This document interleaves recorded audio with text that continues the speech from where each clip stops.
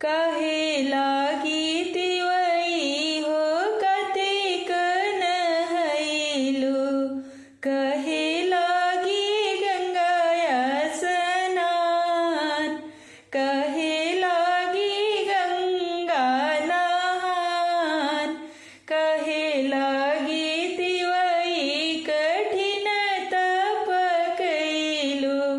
कहे लागी धैलु में ध्यान। कहे लागी धैलु में ध्यान। काया लागी सखिया हो कतेक नहैनी। काया लागी सखिया हो कतेक नहैनी। पुण्य लागी गंगाया स्नान। पुण्य लागी गंगाया स्नान। धर्म लागी सखिया कठिन तप कैनी। धर्म लागी सखिया कठिन तप कैनी। धर्म लागी धैनी में ध्यान। धर्म लागी धैनी में ध्यान। अन धन लक्ष्मीला छठ व्रत कैनी। अन धन लक्ष्मीला छठ व्रत कैनी।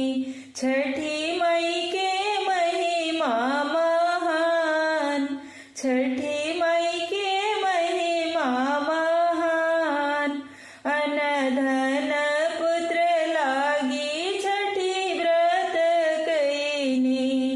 अन धन पुत्र लागी छठी व्रत कैनी। जुगे जुगे बढ़ोए हवात। जुगे जुगे बढ़ोए हवात। नैहर में मांगी ले भाई से भतीजवा। नैहर में मांगी ले भाई से भतीजवा। माई बाबूजी के साथ। माई बाबूजी के साथ।